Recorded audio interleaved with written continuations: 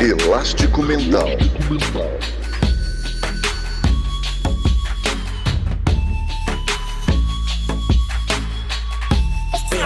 Elástico Mental. Olá, seja bem-vindo a mais um episódio do Elástico Mental, o podcast de cultura da família Café Belgrado. E hoje, eu, Guilherme Tadeu, estou aqui com ele, Lucas Nepomuceno, como de costume, né, Lucas? Tudo bem? Olá, Guilherme. Olá, amigos do Elástico Mental. Estamos aqui de novo, Guilherme, e, para não variar tanto assim, estamos com uma convidada maravilhosa que vai nos contar histórias belíssimas e certamente nos introduzir a uma arte ainda não explorada nesse podcast, Guilherme, mas que está na nossa cabeça há muito tempo. Queríamos já há um bom tempo fazer um episódio com essa temática e eu acho que a gente ganhou na loteria, Guilherme, porque temos aqui uma das maiores cearenses que o Ceará já viu. Que honra nossa, temos aqui conosco Lia de Paula, uma fotógrafa de longa trajetória e muitos trabalhos belíssimos. Ela vai contar a história aqui pra gente de várias maneiras de olhar o mundo que ela já teve a possibilidade a partir da sua fotografia, os seus mais recentes projetos que são também essenciais, sobretudo numa sociedade como a gente vive hoje. Enfim, não vou ficar aqui contando muita história, senão o povo vai ficar muito ansioso. Melhor a gente já começar essa conversa. E além de tudo, Lucas, a gente descobriu que a gente é quase parente aqui, a Lia de Paula. Não, aí sou contra, Guilherme. Você tá querendo roubar protagonismo fortalezense, você quer trazer para sua família, de Paula? É uma coincidência da vida apenas. Lia, seja bem-vinda, é um prazer tê-la aqui com a gente. Obrigada pelo convite. E aí, pelas palavras, já tô me sentindo assim, nossa, no céu. Obrigada aí.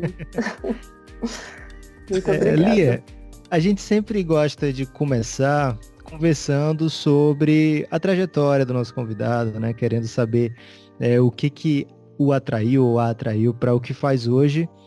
E, cara, a sua arte, a sua profissão é algo assim que faz muito parte da vida de todo mundo hoje em dia, né?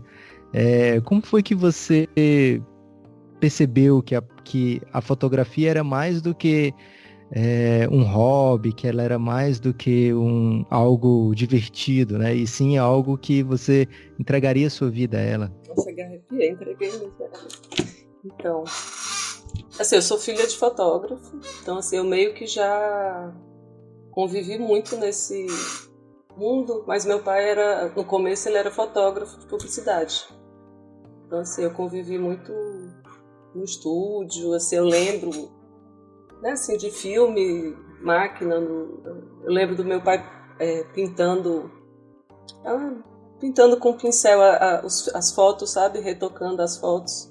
Então, assim, de certa forma, eu acho que ela sempre existiu. Adolescente, eu sempre tinha uma máquina fotográfica. Eu tenho muita foto, assim, de farra, de festa, sabe? Assim, eu saía e eu sempre tinha a minha máquina normalzinha, aquelas máquinas com filme. Não batia muita foto, eram 3, 4, 5 fotos numa noite. 3. Enfim, eu acho que a fotografia, ela meio que sempre conviveu, assim, eu sempre gostei. Mas quando eu fiz... a minha mãe morava na Inglaterra e quando eu terminei o colégio, eu fui morar com ela. Eu fui passar 6 meses com ela. E nisso eu comecei a fazer um curso de fotografia e amei, assim. Eu passava o dia na escola, lá você podia meio que... como se você alugasse o laboratório. Você podia ir e passar o dia, na época era filme, adorava. Assim, eu acho que eu gostava inclusive mais da parte, eu sempre fui muito tímida. Então a máquina, ela te dá uma proteção, né? Tem um aparato assim para você chegar nas pessoas, mas ao mesmo tempo você tem que chegar. Então assim, no começo eu gostava muito do laboratório. Eu fotografava, mas eu queria mesmo era estar no laboratório. Mas foi. E aí eu voltei para o Brasil, comecei a fazer faculdade aqui. Assim, eu sempre gostei da fotografia, eu queria fazer... Só que eu queria muito a questão do cinema. Mais do que a fotografia estilo, né? Parada, né? Eu tinha essa coisa muito que eu queria trabalhar com cinema. E eu queria ser cinegrafista, e era foda, porque todos os cursos que eu fazia, o povo me botava pra produtora. eu queria segurar a câmera e não deixava, porque eu era mulher. Você tem que meio que chegar... como é que eu posso... Aí acaba que você fica com a câmera menor. Mas a intenção era o cinema. Mas eu me apaixonei pela fotografia. Eu gosto dos dois, na verdade, assim. Eu vejo que um complementa o outro. Acho assim que a forma de olhar e você construir histórias, assim, eu sempre gostei muito do documental. Apesar de trabalhar, você tem que trabalhar e pagar as contas. Assim, eu trabalhei em jornal e trabalhei muito com assessoria política, no sentido assim, eu não consigo, não é um fotojornalismo, né? Mas é uma assessoria política. Mas eu acho assim que a fotografia ela é incrível, maravilhosa, me levou a lugares incríveis.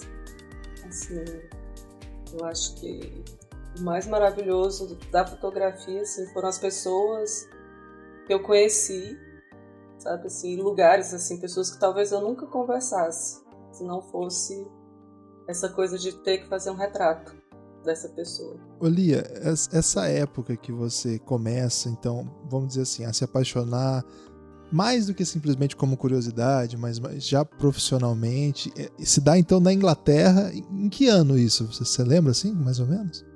Não era profissionalmente, foi em 98, assim, eu fiquei lá de 98 a 2000. E qual que era a tecnologia disponível, assim, para alguém que estava tentando fazer essa transição do amador para algo mais do que isso, mas que também estava nessa dimensão, vamos dizer assim, artística, em um lugar certamente desenvolvido, que certamente tinha acesso a esse nível de tecnologias, mas ainda incipiente perto de tudo que a gente vê hoje, né?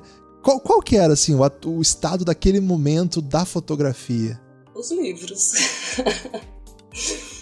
Os livros, é mesmo? Assim, eu tive acesso porque realmente, assim, a coisa de estar... E eu morei em Londres. Realmente você está muito próximo. E eu fiz o meu primeiro curso de fotografia, era um curso chamado Camera Club, que era um clube de fotógrafos aposentados, que gostavam de conversar. E eles passavam como se fosse dever de casa pra gente, sabe? E olhava as nossas fotos enfim, era muito gostoso, era muito legal. Mas o aparato era esse, assim, era uma máquina analógica, filme, né? Você tinha, lá tinha essa possibilidade, por exemplo, esse clube da câmera, né? Camera Club. Você podia alugar pequenos laboratórios por hora. Então, assim, eu podia fotografar e aí eu alugava o laboratório por 2 horas, revelava meus filmes e tudo, depois ampliava, né? E aí eu comecei a estudar lá. Nessa que eu comecei a estudar, eu fiz um curso de mídias sociais. Mídias sociais. 98 já. 98. Mídias digitais, desculpa, mídias digitais, não era sociais não, mídias digitais. Mas no meio do curso não era o que eu queria, então eu matava muita aula para ficar no laboratório. Eu passava o dia inteiro no laboratório, assim, eu não almoçava, eu ia de manhã e passava o dia inteiro e ia embora quando a escola fechava. Assim, era viciante. Mas pra gente que é leigo, assim, passar no laboratório é revelando, é fazendo experimentos? O que é exatamente? É revelando. Eu pegava negativo por negativo e ampliava a foto. Eu primeiro revelava os filmes, porque é um tempo mais demorado, né? Hoje em dia, primeiro que a gente não fazia tanta foto quanto se faz hoje, né? Ah, sim. Hoje, por exemplo, numa pauta, a pessoa, sei lá, digamos, eu faço casamento, né? Fiz muito casamento. Você chega em casa com 1.500 fotos. Meu Deus. Imagina já se revelar isso tudo. A nossa geração pegou essa transição, né? Da foto que deixa de ser uma coisa especial, deixa de ser uma coisa rara e se torna quase banal, né? Tirar foto hoje, sei lá, crianças tiram fotos à vontade, né? Porque não tem aquela preocupação do filme. E aqui no Ceará, você deve ter visto várias casas dessas, tinha casa que tinha uma única foto, meio, às vezes na cozinha, às vezes na sala, assim, do pai ou da mãe, ou às vezes do avô, da avó, né? E era só aquele retrato e às vezes um retrato pintado, né? Às vezes não tinha foto, era um retrato pintado mesmo. Então a gente pega essa mudança toda, né? Essa transição inteira. Você acha que, enquanto fotógrafa, isso fez uma diferença para você? Você ter pegado essa foto, uma coisa assim, quase uma preciosidade, né? Uma coisa rara, em relação a um pessoal mais jovem que já começa com a foto fazendo parte do dia a dia, da vida daquela pessoa, né? Você acha que você acaba tratando a foto, não sei, de uma maneira mais quase venerando aquele tipo de registro? Eu acho assim, antigamente, quando a foto era o filme, né? E não é tanto tempo atrás assim, mas realmente a gente tirava foto de coisas especiais, né? Era o aniversário, era o Natal, era uma visita, não sei o quê, né? Uma viagem, um passeio. E a gente imprimia, a gente fazia álbum, né? A gente escrevia na foto. Então, eu não falo nem como fotógrafa, mas como pessoa que gosta de foto de família. Para mim, a foto de família é a mais valiosa, mais do que qualquer foto que eu já tenha feito, assim, para mim, não só da minha família, como das famílias que eu fotografei. Tá? Eu acho, assim, a minha tristeza em relação a esses dois tempos, né, o tempo em que se imprimia foto e hoje um tempo que, né, você só fazia foto em momentos, faziam poucas fotos, momentos especiais, mas elas eram impressas e guardadas com muito carinho. E agora se faz foto de tudo, do prato, da fila, né, do não sei o que, de tudo. Que tudo bem, ok. Né, cada um às vezes é onde você faz um diário seu. Mas essas fotos, assim, eu acho que a minha maior preocupação é que essas fotos não são impressas. Então, assim, elas realmente se perdem com o tempo, né? Se a gente não imprimir, eu tenho uma preocupação muito grande, assim, do que vai ser da memória coletiva quando der um pau no computador de todo mundo. Ou mudar o sistema, como mudou do disquete pro pendrive. Eu lembro, assim, quando eu comecei a fotografar, com cartão de 4 GB. 4 GB, gente. Eu não peguei, mas eu trabalhei com um fotógrafo que ele trabalhou com uma máquina digital que botava praticamente um disquete dentro. Era um negócio enorme. Eu não peguei essa máquina, não. Péssima, uma foto horrorosa. E agora, assim, por exemplo, voltando a uma pergunta que tu falou da tecnologia. Antigamente, a máquina, né, assim, ela não importava, ela não era esse objeto absurdamente caro e não era barato também, mas é diferente de... Você não precisava ter a super, ultra, mega máquina para conseguir uma boa foto, porque o que importava era a lente. Hoje em dia é uma combinação bem maior, né? A lente, é o sensor. Mas eu acho que a minha dor como fotógrafa é isso, assim, tudo bem, fazer foto. Tem até a exposição de um artista e acho que ele encheu não sei quantos andares de uma galeria um dia de foto do Flickr, um dia do mundo. Mas é isso, assim, é tanta foto. Hoje mesmo eu estava procurando uma foto com a minha filha no meu Instagram. Ela falou, mãe, tem 2.000 e tantas fotos no Instagram, não vai achar nunca. E eu nem sou tão, sabe? Já fui mais. Essa é a grande reclamação da minha sogra também. Ela fala que a gente não imprime as fotos, né? A minha esposa, a Marília, ela manda a foto. Olha que foto linda aqui eu tenho 3 filhas, né? Então ela manda, olha que foto linda aqui da Ana Clarice. Aí ela manda logo a reclamação. Não adianta nada, você não vai me dar um porta-retrato. Vai se perder, tem que imprimir, né? Vou ter que concordar com ela agora. Tem que imprimir. E eu vou te dizer, eu perdi todo o arquivo da minha filha quando ela nasceu, de 0 a 2 anos de idade. Tudo. assim, eu consegui recuperar algumas, as que eu tinha mandado para as avós. Né? Aquele CD, na época ainda se gravava CD, DVD. Então, as fotos que eu tinha mandado para as avós eu consegui recuperar. Mas o que aconteceu? Eu comprei um HD novo e aí eu fui copiar. E o HD ainda me perguntou, você tem... ao invés de copiar, eu recortei. Ele ainda me perguntou, você tem certeza? O HD novo estava com problema. E aí eu perdi tudo. Caramba. Esses dias o meu pai estava contando, minha família, né? Meu pai e minha mãe, eles tiveram a minha primeira irmã, minha irmã mais velha, em Juazeiro do Norte, uma cidade aqui no sul do Ceará. E eles não tinham foto, né? Não tinham acesso a foto. Isso foi nos anos 70 ainda, 75, 76 por aí.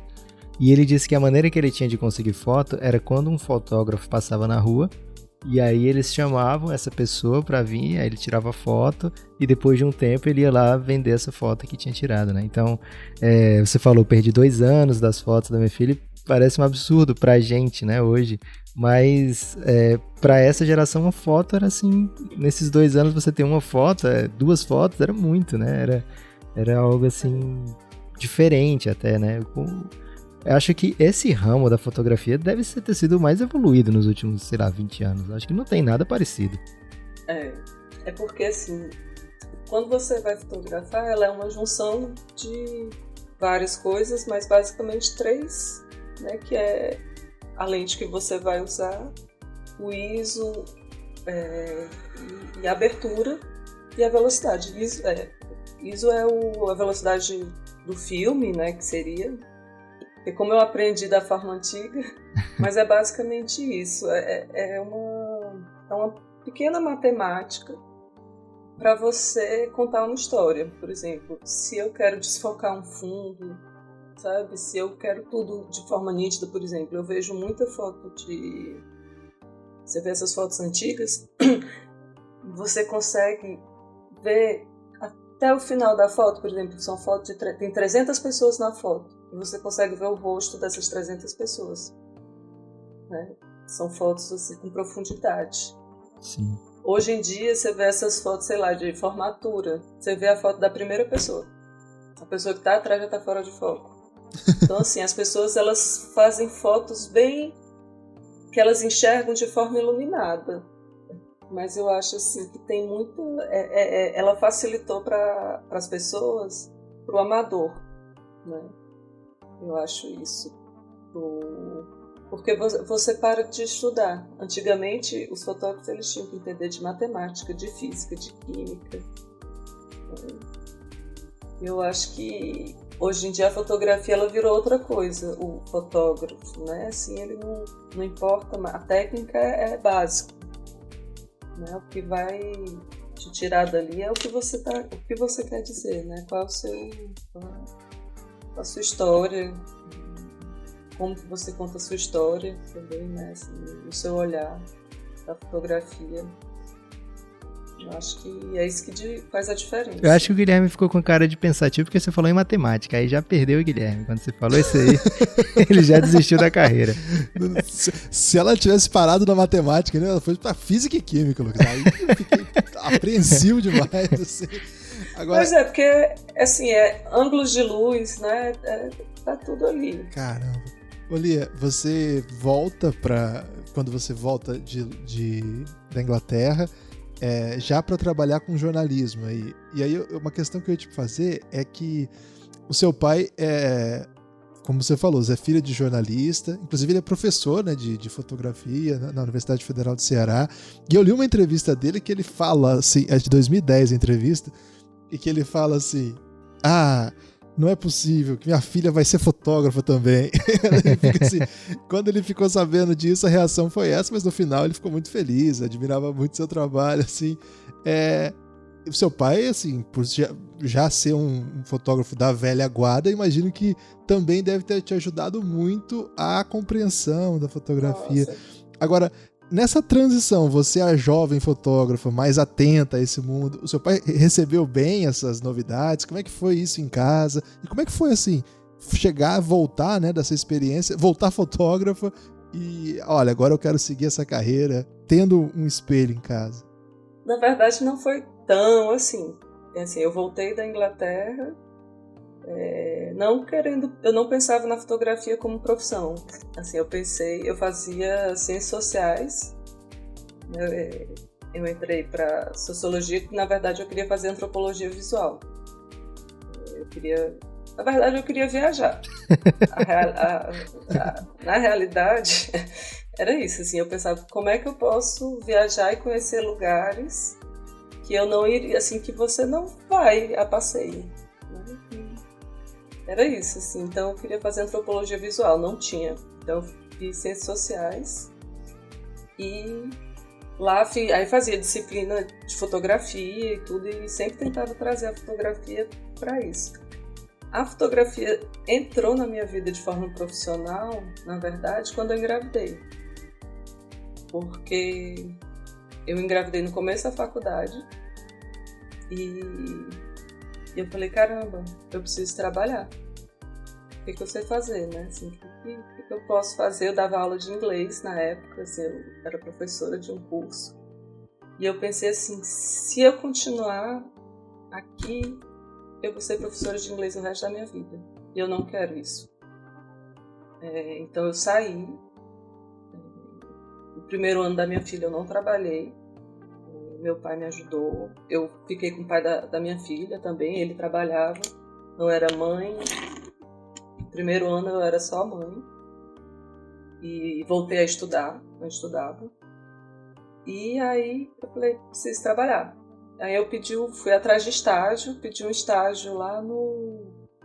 E foi muito engraçado, porque assim, foi muito... Eu cheguei assim como quem não quer nada, cheguei na porta do jornal O Povo, posso entrar? Entrei, fui falar falei com o editor, falei, então eu queria um estágio. E aconteceu, deu certo, eu fiz, como era um estágio não remunerado, era um estágio de pouco tempo, né? Acho que foram 3 meses. E aí no final eu até lembro, assim, porque foi o Alcides Freire, assim. Eu acho que ele foi um anjo na minha vida. Porque no último dia eu só ganhava pontinha, era filme na época. Só ganhava ponta. Aí no meu último dia de estágio ele me deu um filme inteiro e disse para ir pro centro da cidade buscar pautas. Eu queria que eu trouxesse pautas. Aí, ok. Aí foi massa. Fotografei, voltei. E aí ele perguntou, e aí, tem vontade de ficar? Vai ficar? Como é que é? Minha filha era muito pequena, ela tinha 1 ano. Aí eu falei, não dá certo. Não dá pra mim. Não tem condições. E não fiquei. Aí eu acho que uns 6 meses depois surgiu uma vaga de um estágio remunerado. E porque eu precisava trabalhar, eu falei, agora eu vou. E aí coincidiu, com 3 meses saiu uma fotógrafa. Ela foi embora. A Érica, maravilhosa. E aí eu entrei no lugar dela. Então, assim, foi uma coisa que foi acontecendo. E é engraçado, porque apesar do meu pai ser fotógrafo, ele nunca, assim... Por exemplo, ele nunca me ensinou técnica, ele me ensina muito teoria. Ele me ensina muito o pensar da fotografia. Ele é um super pensador da fotografia, um grande professor. Então, a história com ele é entender o mundo, né, são as discussões, e isso eu aprendo muito. Mas a técnica fotográfica não teve... Ele, minha filha, você quer... Sabe assim, do pai que quer que a filha seja fotógrafa? Eu acho que, assim, ele tem orgulho, e é massa, porque é uma coisa que a gente tem em comum, que a gente troca muito, que a gente conversa. Hoje eu acho até que inconscientemente eu escolhi a fotografia para me aproximar dele. Acho que isso é muito possível, de forma inconsciente, mas... Sim. E eu realmente, assim, eu sou muito, muito apaixonada pela fotografia. Lia, é verdade que você tem essas formações todas, socióloga, jornalista e ainda formada em cinema? Não, eu não terminei esses 2 primeiros. Eu vou estar igual o ministro lá Vou ajeitar isso daí, tá foda. Não, é porque assim, ciências sociais eu só não fiz, que nem, né? Eu não terminei as disciplinas de economia. E eu saí da faculdade porque eu perdi a bolsa, era uma faculdade particular. E era uniforme.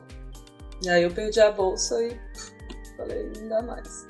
E aí mas eu fui até o final, sabe? Mas aí também, quando deu para voltar a estudar, eu vi que não era ciências sociais. A que eu terminei é cinema. Você fez em Brasília, é isso? É. Aí eu comecei jornalismo, vi também que não era isso. Aí fiz 2 anos de jornalismo, parei. Eu vi as suas fotos lá de Londres, né? Lá no seu site você ainda tem lá Londres 98, aquelas fotos. Você tinha 18 anos quando tirou aquelas fotos, elas são bem, assim... Era de filme aquele tempo ainda, né? Era filme. São fotos bem, assim, significativas, bem marcantes mesmo. Você vê ali... Você vê que é uma pessoa que tira foto profissionalmente, né? Não é apontar, mirar e vai. E mesmo você tinha 18 anos aí nessa época. E eu fiquei pensando, você recebeu o filme para ir no centro da cidade buscar pautas. O que você saiu procurando, né? O que o fotógrafo, que é fotógrafo mesmo, que não sou eu que pego meu celular e saio tirando foto, o que ele tenta captar numa foto? Eita. Assim, acho que primeiro depende bastante do fotógrafo e do local. Assim, por exemplo, uma pauta para um jornal, ela é diferente de uma pauta para uma revista, por exemplo. Né? Você tem um tempo maior. Você, quando vai atrás de um trabalho seu, pessoal, por exemplo, é um olhar diferente, né? Eu busco muito a questão da luz. Assim, eu sou muito... O pessoal fala assim, né? Ah, não usa flash porque não sabe usar. Mas é também, mas na real eu gosto da luz natural. Assim, quando eu vejo assim, sei lá, uma luz passando por uma nuvem cheia d'água, sabe? Que você vê que tá tudo dourado. Então, assim, eu sou muito levada. Por isso que as minhas fotos são muito coloridas. Porque tem essa questão da luz. Eu acho que quando eu tô fotografando... E às vezes é algo inusitado, uma pessoa engraçada que te chama atenção, que fala com você, que te dá um sorriso, sabe? Tem gente que te pede foto. Assim, a fotografia ela é muito maravilhosa porque ela te abre um portal, assim, para você entrar em lugares e você entra na casa de pessoas. Você ouve histórias, assim, que jamais a pessoa ia lhe contar. Né? Não sei que você fosse uma super amiga dela, talvez nem isso. Sabe, eu lembro numa pauta, mas aí também é porque era um super jornalista. Isso aí, acho que assim, a minha maior faculdade de jornalismo foi o Jornal Povo, porque você como fotógrafo, você sai com vários jornalistas, né? Então você vê como cada um, e tem o Dimitri, que é maravilhoso. Eu lembro uma vez que era uma pauta pesada, não lembro qual era a história. Trabalhei lá em 2003. Mas eu lembro que era uma história assim, que um cara tinha morrido do exército e tal. E eu sei que a gente chegou no lugar, a menina não queria nem receber a gente. Ela não queria nem abrir a porta. Ele foi conversando, não sei quando eu vi. A gente estava dentro do quarto dela. Ela contando tudo e ela ainda deixou ele ler as cartas que o cara que havia sido morto tinha mandado para ela. Eu olhei assim, sabe assim, e lugares. Então assim, de você ouvir certas histórias, e eu já fui numa aldeia indígena que eu não teria condições de ir por conta própria, sabe, porque é longe, é caro. Eu procurei esse ensaio, não achei mais na internet. Você tirou do ar? Eu tirei, porque com dólar o site ficou muito caro. Aí agora eu tô fazendo um outro site que é mais barato. Também é porque é muito difícil. Eu confesso que é muito difícil eu mesma editar o meu trabalho, porque eu tenho apego a certos... Por exemplo, esse trabalho dos índios, dos Axanin, eu tenho muito apego, porque foi uma viagem muito, muito especial. Muito especial, porque era Eu já tinha tido sonhos de ir pro Acre, sabe, assim, e eu queria muito, e eu não acreditei, assim, foi incrível, eu cheguei a arrepio. Foi muito Era um sonho forte. literal mesmo? Você sonhou indo pro Acre? Ou você tinha essa grande vontade no seu coração de ir pro Acre? Não, foi um sonho de sonhar dormindo. Caramba! É engraçado, eu sonhei um dia, é engraçado, mas é verdade, eu juro que é verdade, eu sonhei um dia, eu comecei a trabalhar no Senado. Aí no meu primeiro dia de trabalho, eu tive que fazer foto do Jorge Viana, senador Jorge Viana, que é do Acre. E ele foi, assim, muito simpático. Ele foi, assim, de uma gentileza, eu gostei, eu senti uma energia muito boa nele, eu gostei demais dele. Assim, eu parecia que eu que era senadora e ele que ia estar, enfim. Achei ele ótimo, ok. Fui pra casa, fim de dia de trabalho, dormi e sonhei que eu chegava no Jorge Viana, cutucava ele e falava: duvido que o Acre existe. Aí eu, como é que é? Aí ele meu filho, duvido que o Acre existe. É sério. Aí ele, o quê? Você quer ver como existe? Pois eu vou lhe mandar pra lá pra você ver como existe. Aí ele me mandou de teco-teco, eu fui de teco-teco até o Acre, e aí eu acordei enquanto eu sobrevoava. Assim, eu acordei e fiquei com aquela visão sobrevoando o Acre. Ok. 2 anos depois, a minha chefe, a Paula Cinquete, maravilhosa também, lá do Senado, ela sabia do sonho. Porque no dia seguinte eu contei pra todo mundo, né? Eu falei, gente, vocês vão acreditar. Aí, ok. Aí ela, rindo, ela falou, Lia, tu quer ir pro Acre? 2 anos depois, eu falei, quero. Aí ela, mas não é de teco-teco, não. E nem é com o Jorge Viana. Aí eu falei, não, beleza, eu quero ir pro Acre. Era aquela história dos haitianos.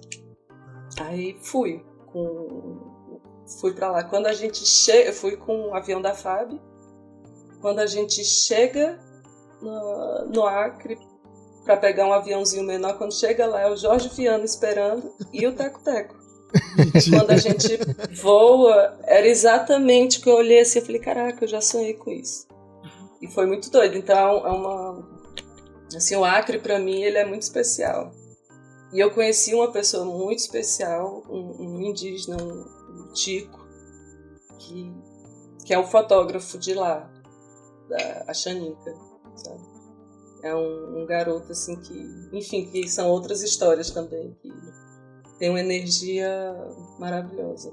Eu ia te perguntar assim, que você vai pro fotojornalismo, você até comenta, né, que faz foto para assessoria, mas ao mesmo tempo tem esse interesse, já tinha por cinema, e esse interesse em transformando a sua foto em arte, né, em dialogar com essa dimensão artística do fotografar, assim. Quando que começa isso, especialmente? É alguma oportunidade, algum cenário que você viu? Quando você começa a expor, você fala, isso aqui cabe numa exposição? Tem um entrelaçamento entre o momento profissional e o momento artístico, assim? Eu sei que arte também é profissão, não tô dizendo que não é, mas eu digo assim, do ponto de vista mais corriqueiro, do dia a dia ali do trabalho. Assim, o que acontece? Eu sempre trabalhei com fotografia e eu sempre trabalhei muito. Assim, trabalho fim de semana e ainda pegava freela. Então, assim, eu sempre trabalhei muito, muito, muito. Sempre foi uma coisa muito pesada. Então, acaba que você não consegue fazer trabalhos pessoais. O que dá é você fazer algumas fotos bonitas ou algumas pequenas reportagens dentro de um trabalho que você está fazendo. Mas, por exemplo, eu tentava encontrar coisas... Eu trabalhava dentro do Senado. Eu fiquei 3 anos na agência Senado. Eu tinha que fazer o meu trabalho. Tinha certas coisas, certas fotos... Elas tinham que ter, inclusive não podia mudar. Existe um padrão, né? Mas eu fazia as minhas fotos. Depois que eu sabia que estava tudo ok, tudo certo, tipo, já tenho a foto que precisa, eu fazia minhas fotos. Então, assim, eu tenho vários ensaios dentro do... Tem um que eu chamo que é o politicamente, onde o mente está em caixa alta. Esse mente vem do quê? É do verbo ou é da cabeça? É mais da brincadeira de politicamente, mais um trocadilho de palavras mesmo. É um trabalho que meio que começou a se desenhar com as manifestações de 2013. Você estava em Brasília nessa época, né? Tava em Brasília. Eu saí de Brasília depois do golpe. Eu ainda fiquei... Deu o golpe, quando foi em janeiro eu vim embora. Foi muito pesado. Tanto que, assim, eu tenho um outro olhar de fotografia lá, que eu fazia algumas fotos que eu fazia, que eu nunca tive coragem de olhar, tá? Dentro do HB eu não colhei o material que tá lá parado, assim, porque foi muito pesado. Uma época, assim, que eu falei, gente, tudo errado. E assim, na época do golpe mesmo, eu tava no Ministério do Desenvolvimento Social, que era do Bolsa Família, né? E foi o ministério que mais levou... E que o ministro era o Osmar Terra. Uma pessoa que só de chegar perto você já se... Era um negócio assim, horrível. Mesmo. Com pouco tempo eu fui demitida. Essas fotos desse ensaio tem um que eu até ia pedir para você falar a respeito, que é naquele momento em que os manifestantes de 2013 ocupam o Congresso, né? E as imagens são belíssimas. E naquele momento a gente, não sei se inocentemente, assim, mas boa parte do Brasil do bem tinha um sonho que dali saísse alguma coisa mais positiva, né? E o ensaio contrasta imediatamente depois com as camisas amarelas na rua, uma coisa assustadora, né? Eu fiquei com a sensação meio assim, eu acho que o ensaio, a ordem que você disponibilizou ali, as imagens, ela brinca, na verdade, ela cutuca o nosso estômago com essa imagem de um sonho possível e que de repente vira um desastre, né? Assim, é muito assustadora essa dinâmica, assim, esse ensaio, todo mundo que tá ouvindo, eu convido para que acesse aí, a gente vai distribuir os links quando a gente soltar o podcast. Imagino que tá ali. Como é que foi? Você tava lá dentro? A impressão que era que você tava dentro do Congresso quando ele é ocupado. Assim, no gramado. Não, foi lindo, foi incrível. E tava super. Até então, eram manifestações super pacíficas. Depois daquela manifestação, nossa, eu lembro demais. Eu tava aqui conversando com um amigo fotógrafo. Aí eu falei, caraca. Eu disse, invadiram o Congresso. Aí ele, fotógrafo, saiu correndo pra fotografar. Eu ainda fiquei parada, assim, olhando, que nem uma abastada, assim, vale. Aí eu, fazer foto. Aí saí correndo, assim, mas foi muito emocionante, assim. Foi uma coisa de todo mundo, as pessoas se abraçavam, sabe, assim, dava as mãos lá em cima, parecia que realmente era isso, assim, dava uma sensação, agora vai dar tudo certo, agora vai ser tudo lindo.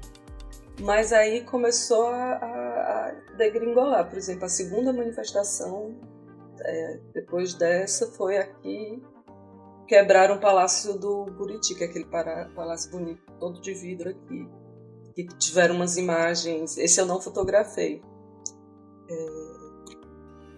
Eu acho que a última foi essa que eu fui. O que aconteceu? Eu passei a ter pânico dessas manifestações. Eu acho que foi essa do Palácio do Buriti ou foi uma antes, que começou a ficar muito violento. E eu lembro teve um momento assim que eu trabalhava no Senado, eu passei pela barreira policial, porque eu vinha de trás, né? Então eu vinha de onde estava o palácio, de onde estava... E assim, tinha tanque de guerra, tinha cavalo, tinha a cavalaria toda lá, era um negócio assim assustador. E aí começou uma confusão, assim, começaram a soltar a bomba. Eu falei, opa, vou me embora, já virei as costas para ir embora. E a polícia não deixou. E eu ainda falei, cara, tu acabou de eu crachar, eu não trabalho aí, eu preciso entrar. E não deixaram. Aí o cara mandou eu agachar. É um batente, assim, eu fiquei como se eu tivesse metade de uma mureta. Só que ele estava aqui em cima de mim e ele ficava atirando bomba de gás lacrimogêneo e ficava caindo os cartuchos do meu lado. foi muito assustador, porque eu ficava de olho fechado e eu só conseguia pensar nas pessoas numa guerra. Eu falei, meu Deus, não a gente aqui no Brasil, mas na Síria, na Iraque, sei lá, esse pessoal que vive numa guerra mesmo, sabe? E aí, a partir disso, eu comecei a ter muito medo das manifestações e eu nunca mais fui. Até fui numas, mas quando começava a anoitecer, que é quando o negócio esquenta, eu ia embora. Tem uma galera que fez um trabalho muito bacana, mas eu comecei a ter medo. Por exemplo, na parte, eu comecei a fotografar em 2013. O golpe mesmo, assim, né, que foi 2016, de 2014 a 2016, essa época eu trabalhava no Ministério da Cultura, assim, e era maravilhoso lá. E eu viajava muito, eu ficava muito fora de Brasília. Então eu não acompanhei. E eu também fiquei com medo, vou mentir não. Você fez essa viagem para o Acre e você trabalhou ao lado de, assim, diretamente com alguns ministérios, né, durante seu período em Brasília, Agência Senado. Quais viagens, além dessa para o Acre, que já foi premeditada, foi sonhada, foi, enfim, já tinha que acontecer, quais outras viagens você lembra, assim, com saudade, ou então, assim, que te marcaram, por você falou, né, desde o começo que o que você queria mesmo era viajar. Acredito que essa do Acre tenha sido uma experiência incrível, né? Uma outra cultura que você viu de perto lá, uma tribo que você teve a oportunidade de conhecer muita gente, fazer inclusive um ensaio lá.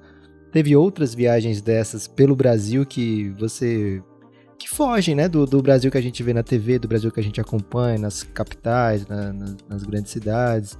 Esse Brasil do dia a dia que a gente já convive, né? Você viu mais outras expressões do Brasil nesse período?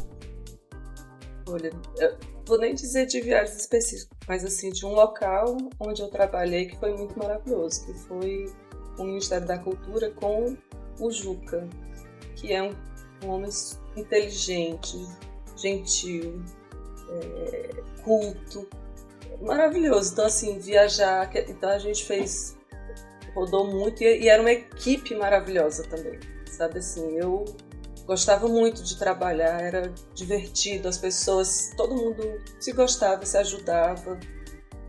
A melhor equipe mesmo, assim, eu tenho muita saudade, demais, muita saudade de trabalhar lá com o pessoal da equipe do Ministério da Cultura, com o Juca Ferreira.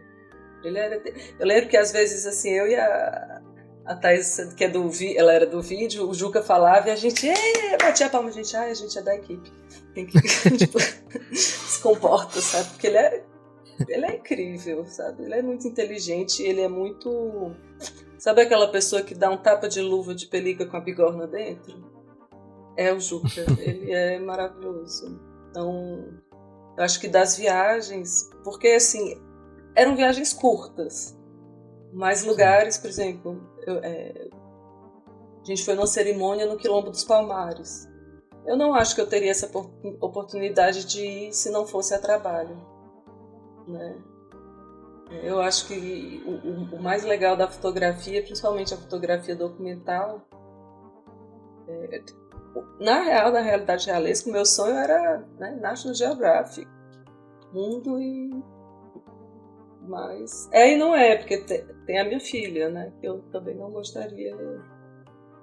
Viajar é muito difícil quando você tem que cuidar de uma pessoa. Era bastante difícil, porque em Brasília eu morava sem família, era eu, minha filha e minha cachorra. Então quando eu viajava, eu deixava minha filha com uma amiga e minha cachorra com outra amiga. Amigas diferentes. Não dá pra pedir tudo pra uma pessoa só, né?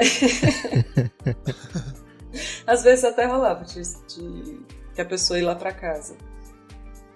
Mas muito da fotografia, assim, do sonho, né, dessa coisa assim, ele foi se transformando por ser mãe.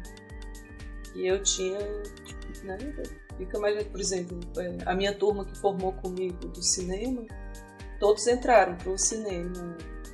E eu pensava nisso, eu tinha vontade, mas ao mesmo tempo, eu não posso passar 3 meses fora de casa. Lia, você, ao longo da nossa conversa aqui, você falou da dificuldade de você ser a cineasta, né? De você poder filmar por conta de ser mulher. Você falou das dificuldades de conciliar o seu trabalho também por você ser mãe e ser mãe solo, né? E acho que é uma bela transição para a gente falar do motivo que qual a gente chamou aqui, né? Porque eu procurando, né, sobre fotografia, especificamente aqui do Ceará, encontrei o Todo Filho é Filho da Mãe, que na época tinha uma pergunta, né, tinha a interrogação. Você já me falou que às vezes tem, às vezes não tem, que ainda é uma obra que está sendo construída, né, mas que é um trabalho muito, muito belo, muito incrível. E eu queria que você contasse aqui para os nossos ouvintes as suas inspirações. Eu já vi em entrevista você dizendo que é praticamente autobiográfico, ou um autorretrato, né, no caso. Conta pra gente da onde surgiu o Todo Filho é Filho da Mãe. Tem no site lá uma explicação, mas acho que nem todo mundo vai entrar lá e todo mundo merece saber, porque é uma história muito bela. É um trabalho que fala muito sobre mim. Inclusive meu pai disse que eu ainda não passei da parte da terapia. Por isso que é um trabalho em transformação. E ele realmente se transformou muito, né? E ele, assim, o próprio nome começa por conta disso, assim. Como surgiu esse trabalho? Uma vez eu tive uma briga com o pai da minha filha. E eu fiquei com tanta raiva que eu fiquei doente. Eu passei 3 dias doente, assim, na cama. De raiva, assim, de puta, indignada. E aí, nesse momento de muita raiva, eu lembrei do dia que eu contei pro meu pai que eu tava grávida. E eu esperei ele tomar umas 2 garrafinhas de vinho e tudo. Quando eu fui falar, pai, tem uma coisa pra te falar. Aí ele falou, puta que pariu, tu tá grávida. Aí eu falei, tô grávida. Ele nem precisa falar, né? Foi ótimo. Aí eu falei, tô grávida. Aí ele me abraçou assim, deu uma risadinha. Ele falou, minha filha, você sabe que todo filho é filho da mãe. Aí foi do filho. E, ok. Nesse dia que eu tive a briga com o pai da minha filha, eu lembrei dessa frase. E eu falei, putz, realmente, cara, é filho da mãe mesmo. Né? Porque assim, e aí eu comecei a olhar para tudo isso, assim, as cobranças da sociedade, né? E aí eu vi que é um trabalho não sobre mães solteiras, mas sobre mãe solo, né? Porque não tem a ver com estar casado ou não. Por exemplo, eu passei o primeiro ano da minha filha com o pai dela, mas eu era uma mãe solo. Ele era presente, mas não era. Então tem essa questão também, né? Que é um trabalho que fala de... É uma forma de falar de mim usando histórias de outras mulheres. Que até agora eu ainda não me coloquei. Eu tenho essa vontade ainda, né? Porque começou com um trabalho de fotografia, com vídeos e relatos. E eu tenho essa vontade que eu acho que eu também preciso colocar o meu relato junto com o delas. Mas é uma forma de falar de mim usando a experiência delas. E foi um trabalho que foi se construindo de uma forma muito bonita, porque ele virou uma ponte de encontros, né? Não é mais um trabalho de fotografia, tanto que as fotografias elas não são tecnicamente incríveis, é muito simplório, assim, o trabalho é muito mais sobre o dia que eu passo aqui com elas, a gente conversa, a gente faz comida, troca experiência, sabe? E eu acho que esse trabalho surgiu também porque eu tive filha muito nova, eu tinha 22 anos, meus amigos não tinham filhos, não existia essa conversa de rede de apoio, né? O que se fala hoje em dia de, né, sei lá, parto humanizado, rede de apoio, nada disso existia. Então, assim, foi muito solitária a minha maternidade e muito difícil, porque eu trabalhava, estudava e era mãe solo. E aí surgiu esse trabalho muito... E é engraçado porque ele surgiu de uma raiva e uma necessidade de colocar para fora uma dor. E aí eu comecei a perceber assim, que quem perde muito nessa história é difícil para a mãe, porque é muito difícil, gente, eu vou dizer. As cobranças, né, por exemplo, a mãe tem que fazer tudo direitinho. Por exemplo, uma diferença, meus pais se separaram E eu fiquei com meu pai. A minha mãe foi crucificada pela sociedade. Por ela ter sido a pessoa, ela falou, gente, eu deixei com o pai. E realmente eu estava com meu pai. Né? Só que para a sociedade ela é uma pessoa desnaturada. Uma coisa que todos os pais fazem. Né? Quando separa, eu vejo 15 dias. E é normal, natural, assim, tranquilo. Tranquilo. Então, assim, eu acho que esse trabalho ele começou nessa história de porra, meu irmão, vamos nessa dividir, só que é também uma forma de falar, de dar um sacode nos homens e falar, gente, existe um espaço que vocês precisam ocupar. Sabe, essas crianças, assim, uma mãe não dá conta de tudo. Não dá. E não é uma avó. E não é um avô. Essa coisa, hoje eu acredito que é muito importante essa presença masculina e feminina. Não que precisa ser um homem ou uma mulher, não me entendam mal. Podem ser duas mães, dois pais, mas duas forças, essa força feminina e força masculina. Por exemplo, eu sou uma mulher, mas eu acho que eu tenho uma força muito mais masculina. A minha energia, eu acho que ela é muito mais masculina, apesar de ser mulher, hétero. E eu acho que é isso, assim, a gente precisa dos dois. Não é à toa que tem pai e mãe. E esse triângulo mesmo, né? E aí eu comecei a perceber dentro do trabalho como existem várias tríades, como é importante essa questão do, né, o pai, espírito, filho, o três, o pai, a mãe e o filho. Tem a terra, se você for ver, tudo é dividido em três. Você precisa do equilíbrio, né? Então a criança ela está centrada e ela precisa do pai e precisa da mãe. Claro que tem diversas, né? Às vezes tem pai ou mãe que é melhor que nem faça parte da vida do filho, mas no geral é muito importante essa presença faz falta, sabe? Eu acho assim, tem muitos pais, mães, assim, tem essa coisa de alienação parental. Eu quero a distância. Não, tem que estar perto, tem que conhecer, tem que ligar, e assim, existem formas de estar longe. Minha mãe, a gente morou pouco tempo junta durante a minha vida inteira. Eu morei mais tempo em outra cidade do que na mesma cidade do que ela. Mas ela sempre foi muito presente na minha vida. Mesmo quando não tinha celular, nada disso. Então existem formas. Eu lembro quando a minha filha entrou na escola, que eu estava muito preocupada porque ela entrou no período integral. E aí a dona da escola falou assim, Lia, nem adianta, o que adianta você passar o dia inteiro com a sua filha se você não tem tempo para ela? Você passa o dia fazendo isso, fazendo aquilo, fazendo aquilo. É melhor você passar o dia trabalhando e você que tem aquela uma hora, mas aquela hora seja só dela. Você esteja completamente dedicada a ela. Sabe? Isso que é importante. Então, assim, às vezes eu acho isso. Você tá todo dia ali, mas você não tá. Né? A gente precisa estar de verdade, brincar. Não é levar a criança para fazer o que você gosta, mas o que ela gosta. Né? Então é um trabalho que virou assim. Tem uma amiga, assim, eu tenho apoio de uma amiga psicóloga nesse trabalho, a Andréa Peixoto, que é uma amiga da faculdade, a gente se conheceu nas ciências sociais, grande amiga, e ela sempre está presente nas entrevistas, então tem essa sensação de uma partilha, sabe, de uma escuta.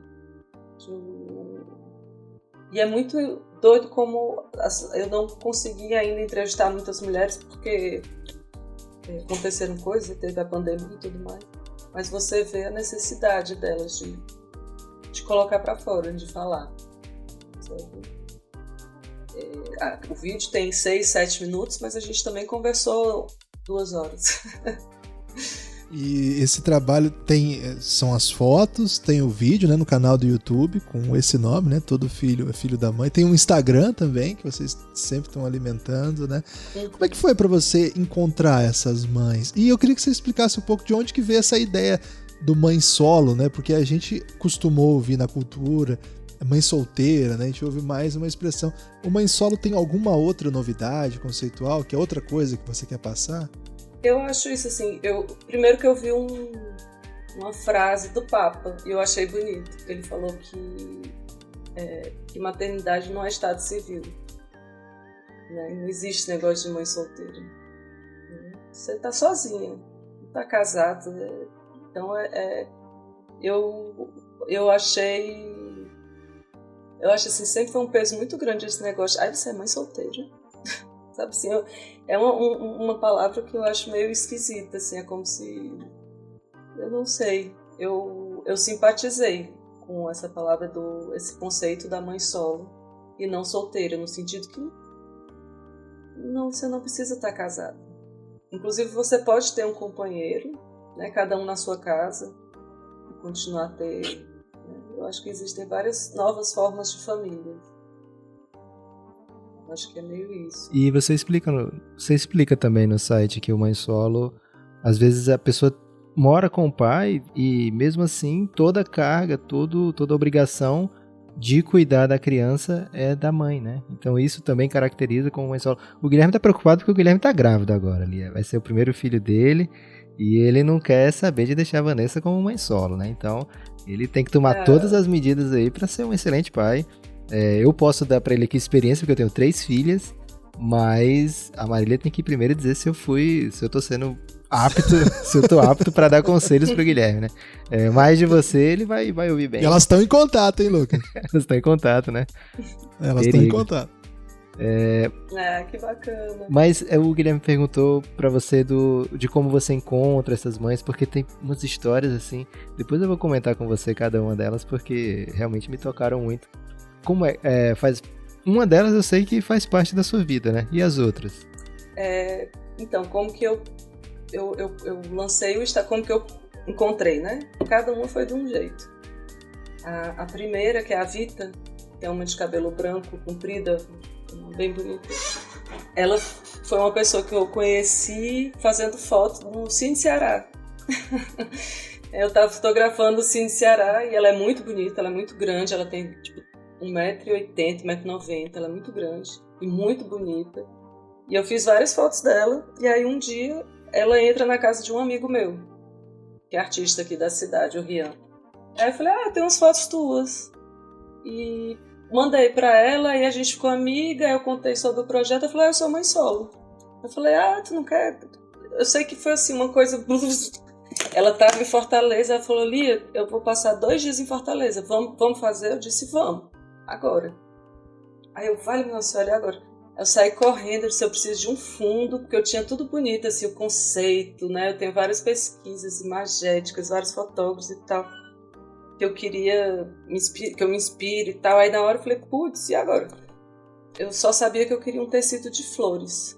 Aí eu saí correndo numa loja aqui, pedi o pano, voltei, montei aqui, e foi acontecendo tudo de forma muito sincrônica, sabe? Das coisas mais miudinhas, assim. Por exemplo, eu pedi o tecido, eu falei, moço, quanto que é esse tecido aí? Aí ele, quanto é que você quer? Eu falei, eu queria 4 metros do tecido, 5 metros, eu acho. Eu sei que eu pedi, quanto que é? Ele disse, se você levar o que tem aí, eu faço por tanto. Eu disse, tá bom, pois eu quero. Só mede aí pra ver se tem o tanto que eu quero. Era exatamente o que eu precisava. Falei, nossa, meu Deus. Então, assim, essas coisas aconteceram muito durante o projeto. Assim, era incrível como as coisas se encaixavam. E aí começou com a Vita. E essa foto, eu tinha feito vários, porque a minha intenção a minha troca era, elas me dariam um relato e eu daria uma foto de presente, um álbum. Uma foto onde elas se sentissem bonitas. Então, assim, eu fiz muitas fotos aqui, mas essa foto que eu usei foi a última foto que eu fiz aqui, que quando eu desmontei tudo, eu falei, putz, Vita, esqueci de fazer a foto que eu queria. que tem uma coisa de um conceito, sabe? Que é um olhar. Eu queria uma foto onde as pessoas, sem expressão, quase um 3x4, sabe? Assim, eu queria essa coisa séria, sem nenhuma expressão, sem sorriso, todas de frente, porque eu queria fazer uma coisa padronizada. E aí eu, esqueci, aí fiz, então a dela ficou um pouco... eu tinha tirado o cartão, então o cartão, a foto não tá em JPEG, tá, é um arquivo pequeno, enfim. E aí foi como eu coloquei no Instagram e convidei o povo pelo Instagram. E aí apareceu uma menina de Brasília, uma de São Paulo, que eu ainda não consegui fazer, e uma daqui de Fortaleza. É uma menina massa, a Sara, que a gente ficou super amiga também. Assim, foi uma conexão, uma sinergia massa. Parecia que a gente era amiga de outras... O vídeo dela é muito pesado, o vídeo dela é bem, bem forte mesmo. Cara, se você ainda não ouvinte, tem que ir lá, tem que ver o vídeo, tem que ver o projeto. E o da Sara, eu não sei, os outros talvez sejam já mães há mais tempo, né? E a Sara, menos a Marcela, né? A Marcela também é mais ou menos da mesma faixa etária da Sara, né? Mas como eu tava vendo na ordem do site, tinha primeiro a Davita, aí depois a Lisete, né? Que é a sua tia, a Lisete? É minha tia, maravilhosa. Ela... Pois é, eu ia comentar isso, ela é maravilhosa. Aí depois ela que tava no Araguaia, Lia? Não, minha tia, ela é uma super contadora de história. Ela ali, eu tinha que... Ela é maravilhosa. Desculpa, Lucas, eu tinha que perguntar do Araguaia. E aí na sequência é a Sara, né? E aí a Sara, acho que ela é mais recente, assim, ela é mais recente que as outras, há menos tempo que ela é mãe solo do que as outras. E o texto, né, o discurso dela é carregado com muita coisa presente, né, com muita coisa recente da vida dela. E aí, não sei se por isso, mas você usou um recurso diferente de deixar a face dela quase o tempo todo sem a fala, né? Você é só as expressões dela e acabou ficando um vídeo assim incrível. E eu percebi na hora que você realmente tinha um diploma de cinema. Talvez não tivesse os outros, como você já comentou aqui que realmente não tinha, que você não quer ser comparado aí com certas pessoas. Mas a do cinema estava garantida. Ali por aquele vídeo eu já vi que realmente, porque assim, ficou muito lindo realmente. Parabéns, ficou... todos eu gostei, né? Eu comecei vendo o primeiro da Vita e depois, quando eu tive tempo, eu fui ver os outros e cheguei no fim, porque tem 4, né? E tinha mais foto no site, eu tava tranquilo que tinha muitos vídeos pra eu ver. Aí quando eu chego, cadê os vídeos dessas fotos aqui? Corri no YouTube e não tinha ainda. Você já fez os vídeos com aquelas que tem as fotos? Não, o que aconteceu? Qual foi o lance? Qual é a história desse silêncio? Ele é um dispositivo para as pessoas. O que acontece? Como que eu faço as entrevistas? Porque eu acho assim, esse trabalho ele começou, eu queria fazer um documentário. Mas como fazer um documentário sem ter essa linguagem, né, entrevista, né, aquele plano doce? Não queria um documentário onde... Isso eu acho que um dia ainda vai virar um documentário que eu ainda não sei como. Mas essa coisa do silêncio, ele é um dispositivo. Eu queria que fosse tudo, porque eu queria uma foto que respirasse. A ideia era ter uma foto parada, só que não era uma foto. Só que para eu conseguir isso, eu preciso que a pessoa fique 1 hora parada, né? Então, assim, é muito difícil da pessoa ficar muito tempo parada. E isso é um dispositivo também para ela entrar e ela se conectar com as coisas delas. Porque como que eu começo a entrevista? Eu monto... Tudo foi feito aqui dentro da minha casa, aqui na minha sala. Eu monto, ligo a câmera, ela fica em pé, parada, olhando. Eu boto uma música, essas musiquinhas Tutibadabauê, e você entra, né, e bem incenso e tudo, e eu peço para ela entrar sem fechar os olhos. Ela pode até fechar os olhos, mas eu peço que ela olhe diretamente para a câmera, né? Assim, eu queria muito essa coisa do olhar para dentro da câmera, como se eu queria que o espectador, parecesse que o espectador estivesse olhando para os olhos dela. Era essa a minha tentativa. Mas é muito difícil, porque quando você bota uma câmera, a pessoa ela muda, ela é outra pessoa, né? Então, assim, como manter Ela essa tá pessoa... consciente. Então, outra coisa que eu usava é uma tele. Assim, eu fico longe, tento ficar o mais longe possível, minha sala é comprida aqui. Então eu fico um pouco longe para ela ficar mais à vontade. Deixo a câmera ligada e saio por uns 10 minutos. E deixo ela sozinha e peço para ela pensar.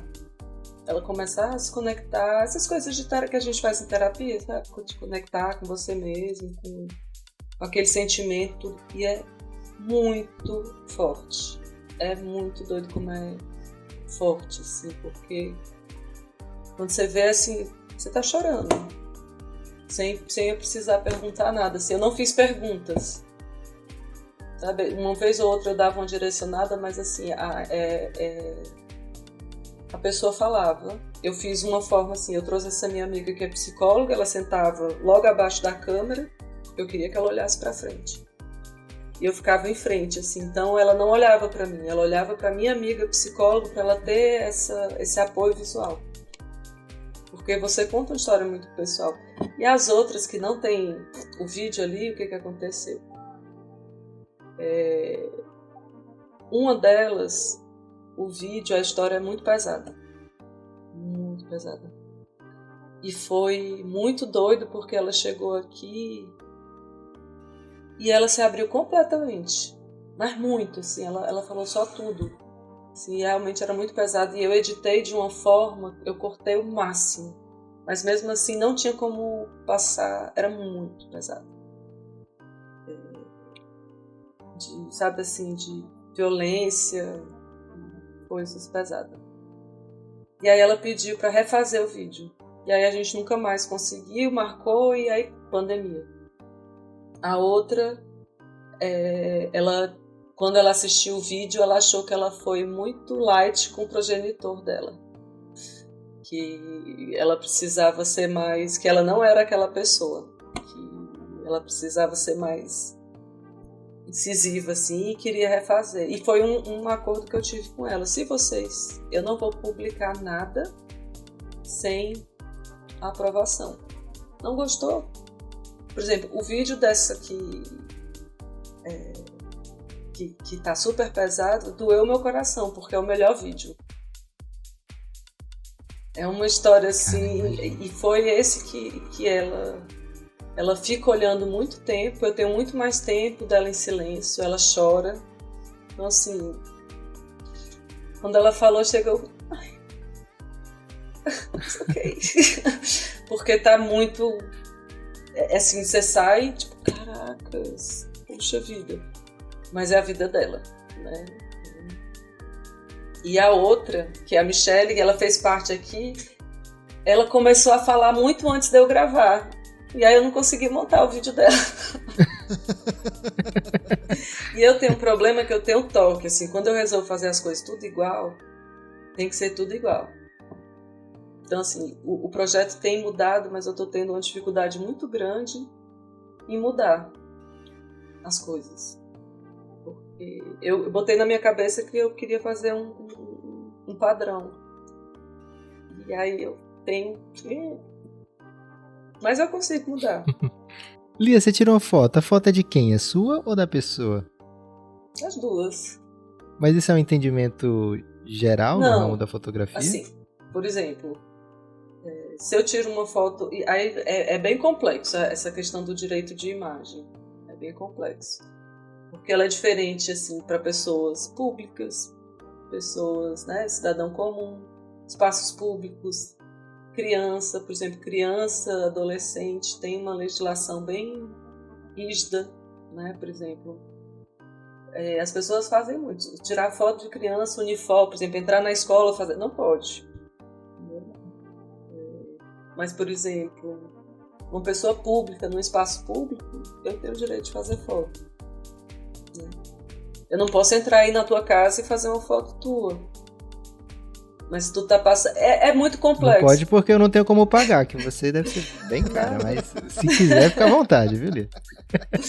Nada que eu acho, que zero. Eu tô abestada.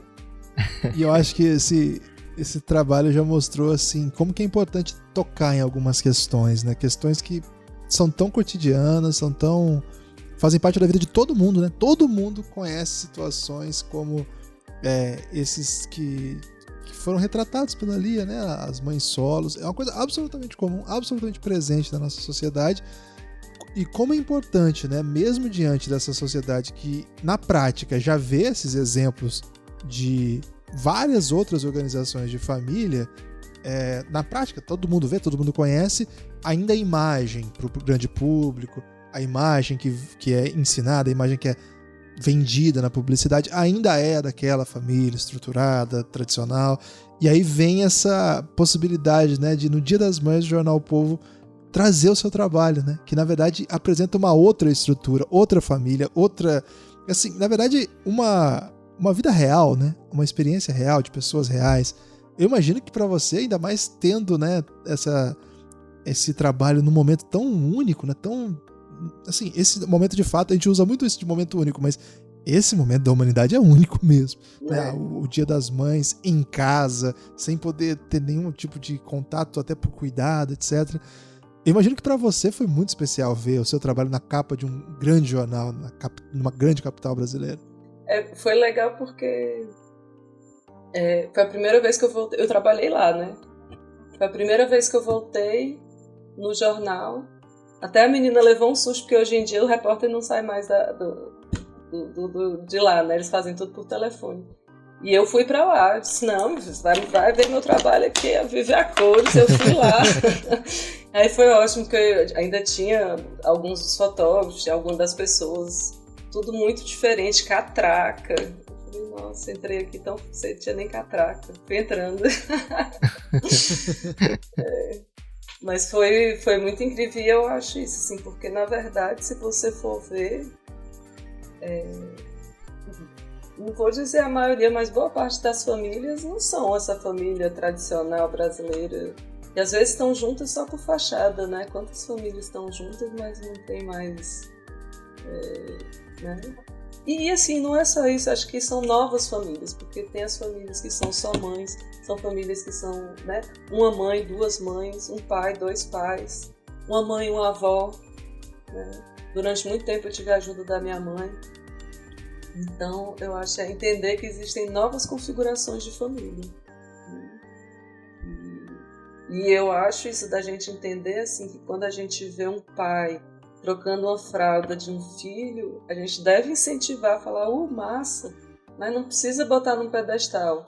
Sabe, assim, por exemplo, eu tenho um amigão que tem um filho e ele é um paizão, fotógrafo também, o Jojo, e ele falou assim, que quando ele sai com o filho dele, sem a mãe do filho, as pessoas ficam, uau, nossa, uau, você, né, troca fralda, uau, meu Deus, eu falei, gente, sabe, e realmente é um parceiro, eu acho que é isso, assim, tem coisas, né, sei lá, o bebê vai mamar, você não tem um peito para dar, mas você pode botar o menino para rotar. Então, assim, tem coisas que dá para fazer, e dá para ajudar e participar e equilibrar, eu acho. E parar de cobrar só das mães, sabe? De ver, assim, sei lá, aquela mãe que vai pro bar e deixa a filha com a amiga porque tá a fim de ir pro bar. Meu irmão, qual o problema? Qual o problema dessa mulher que quer sair um dia à noite e deixar a filha com uma amiga, com a tia, com a avó, com a babá? Então, assim, essa mulher é crucificada. Nossa, ela vive na farra, ela não cuida do filho, não. Nossa, o menino vive solto aí. Esse menino aí, Maria. Né? Agora, quando é ao contrário, é muito difícil ficar só com o pai, né? Assim, esse trabalho me aproximou muito de um paizão que tem duas filhas. A gente se conheceu numa apresentação do meu trabalho. Ele é artista grafiteiro, o Luiz Almeida Luz.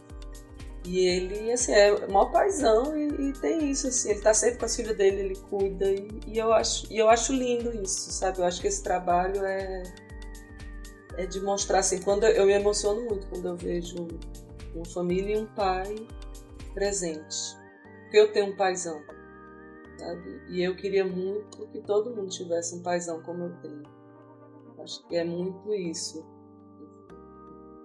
Meu pai me apoia, Ave Maria, assim, e apoia minha filha demais. Assim, acho que muito da presença masculina dela é o meu pai. Lia, você tem outro trabalho também disponível pra gente ver na internet, que é o Relicário de Memória, né? Ali são fotos que você fez a trabalho, ou já são uma mistura das duas coisas? Você combinou que ia também fazer de uma maneira artística, que você ia ter essas fotos disponíveis para outras pessoas verem? Como é que funciona? Porque, assim, não parecem fotos comuns, assim, são muito expressivas. Às vezes eu fico querendo ter em alta definição, porque não dá para ampliar as fotos ali naquele site, né? E eu queria ver mais detalhes, porque são realmente obras muito lindas, né? É isso. Vou poder deixar ampliar. Estou fazendo o site novo, porque demora. Eu que faço. Mas é trabalho comercial aquilo. É foto de família que eu gosto, assim. Quando eu estava lá em Brasília, eu resolvi que eu queria me afastar da política. Enfim, né? A gente não precisa entrar em detalhes. Eu queria me afastar desse tipo de fotografia. Eu queria algo mais... E muito me encanta. Eu gosto. Existe um preconceito muito dos fotógrafos em relação à fotografia de família, que é foto de casamento. E eu, muito pelo contrário, eu gosto. E lá em Brasília é um lugar onde as pessoas casam. O povo casa muito lá. E eu gosto de fazer foto. Adoro fazer foto de família, por exemplo, retrato, porque eu acho que essas fotos, daqui 20 anos, elas vão ser importantes. Por exemplo, meu trabalho do jornal, lá do Senado, tem um monte de foto bacana, um monte de foto bonita e tudo, mas que... já essas fotos que aí às vezes eu encontro no meio das pautas, uma foto da inauguração do iFoto, com todo mundo bem novinho, sabe? Foto de 20 anos atrás, que é uma foto nada assim, mas é uma foto que mostra o tempo passando. Então, assim, o Relicário de Memória é uma marca de foto de família. Só que aqui em Fortaleza, eu meio que não fiz porque, assim, é muito difícil. A questão dos orçamentos. Eu tenho um equipamento, isso, assim. O que se paga aqui em Fortaleza, para mim, não estava valendo a pena fazer, sabe? Eu preferia fazer outras coisas. E é um mercado muito difícil de entrar também, o casamento. Assim. O mercado de casamento envolve muito... sem conhecer, né, os fornecedores. Então, assim, aqui em Fortaleza, na verdade, porque não aconteceu, porque é um tipo de fotografia. Eu gosto de fazer retrato das pessoas, foto de família, sabe, assim. Aquele conceito que tem no seu site de foto de porta-retrato, você pode explicar pra gente? Isso aí foi essa minha tia maravilhosa, a minha tia Lisete, do projeto, e ela falou, um dia ela contando uma história que ela estava mexendo num livro. Um dia ela encontrou um retrato dos meus avós, que ela tinha botado lá meio que de castigo, a foto. E um dia ela disse que abriu e olhou assim que tinha chegado a hora de colocar num lugar de honra, e ela falou isso. E havia chegado a hora de colocar num lugar de honra, que é o porta-retrato. E eu achei isso, eu falei, caramba, é verdade. O porta-retrato é um lugar de honra, né? Você tem aquela foto mais bonita, você tem a foto da família, né? Os avós, né? Cada netinho os avós que botam a foto de cada netinho. Então, geralmente é um porta-retrato bonito, né? Então eu acho que o conceito é isso, lugar de honra. Algo que você quer lembrar, né? Que você não quer esquecer. Eu fico muito impressionado, assim. De fato, acho que esse ponto que a gente tocou lá no começo, né? A gente tá num tempo que a gente tira muita foto e as pessoas não, assim... eu sei que a gente tem muito ouvinte aqui que é super tecnológico, vai discordar. Mas eu acho que a maioria das pessoas tira foto, mas não tem tanta categoria aí pra ter uma nuvem, e assim que você tira a foto, você já subir para uma nuvem onde ela vai ficar segura, etc. Acho que tem muitos desses casos atuais mesmo, com fotos de celular aí, que pedem mesmo. O celular dá pau, você não subiu, você não salvou, você não baixou. E, cara, são muitas histórias que eu ouço assim, e ao mesmo tempo você vê, né, essa ideia que a Lia nos trouxe, né, da impressão, do própria ideia do porta-retrato, que ainda é um espaço que existe, né? É um espaço que está em voga. E ainda bem não pegou aqueles porta-retratos digitais, que aquilo era horrível, né? Desculpa se você tá ouvindo aí, você tem uma dessas na sua casa, mas Tem uns que tocam música, Guilherme. O porta-retrato digital foi um erro, hein? Por sorte não pegou aí, quem inventou faliu. Que isso aí era um erro estético, um erro... A minha mãe tem, hein? Se ela ouvir esse podcast, você vai ficar complicado, Guilherme. E ela usa ou não? Ela tem lá as mesmas fotos já tem um tempo já. Então, assim, eu acho que é uma coisa pra gente até refletir, né? A gente tem essa sociedade que agora virou tudo é foto mesmo, né? A gente não tem mais autógrafo hoje em dia. Já notou que a gente não tem mais autógrafo? A gente vê um artista, a gente quer uma foto, selfie, né? Com o artista. Hoje em dia a gente vai pra um lugar e onde tem pessoas fotografando. Um show mesmo, as pessoas ficam filmando o show inteiro, né? Eles nem assistem o show. Eu tô parecendo... E assim, às vezes faz esse monte de foto, tem um outro problema. Fora não imprimir, tem uma questão da pessoa não saber arquivar, né? Então, assim, imagina, você tem 10 anos de celular. Cada foto sua, ela se chama DSC 94523. Né? Então, assim, você tem vários arquivos de letrinhas e números que não faz a menor ideia de quando foi, né? Porque, assim, quando você trabalha com arquivo digital, você tem que saber também indexar esse material, né? Colocar palavras-chave, né? Que a gente chama de colocar metadados e saber organizar dentro do computador as pastas, né? Pelo menos assim, minimamente. Então, o que eu vejo por aí é que a memória coletiva, assim, a gente vai perder aí uns 10, 20 anos de memória do mundo, porque a fotografia familiar, ela fala do mundo, né? Ela fala do dia a dia das pessoas. A foto profissional, ela tem uma carga, porque assim, a partir do momento que eu vou fotografar, é diferente de uma pessoa que, né, assim, eu tenho todo, como é que eu posso dizer, uma carga, assim, eu estudei muito fotografia, né, tenho leitura em cima disso, então assim, o meu olhar, ele já foi construído de uma forma, né? É diferente de uma pessoa que está ali contando a sua própria história. E é diferente quando eu conto a história do outro também, né? Um fotógrafo, você contar a história do outro nunca é a mesma coisa que você contar a sua própria história. E por imagens, né? Porque a fotografia é isso, é uma forma de... Agora eu acho que essa geração agora também é uma coisa diferente, tem mais a ver... Ela é completamente muito mais voltada para a imagem, né? Assim, TikTok. A imagem em movimento, esse TikTok. Verdade. Os ícones, né? Não sei, eu acho uma grande transformação aí que a gente está passando.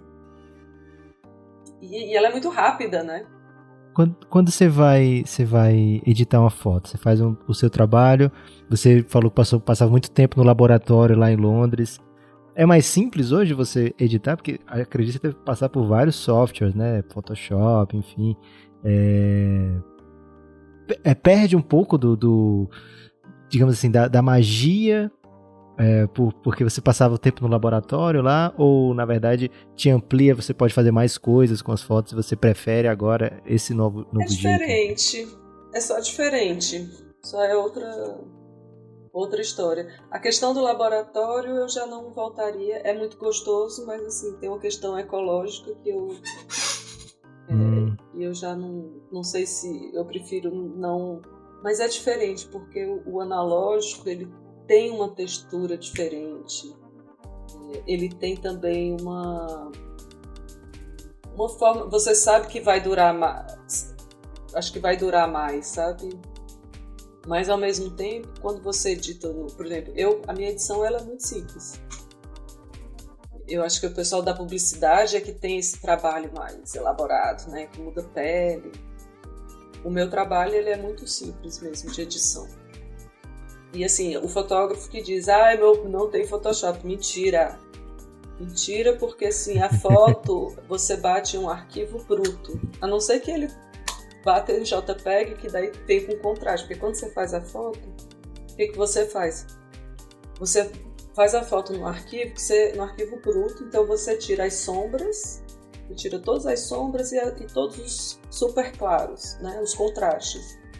E você coloca isso na edição. Porque se você não fizer isso, você perde definição. Por exemplo, o preto, a dobrinha do preto, ele vira um negócio só. Sabe?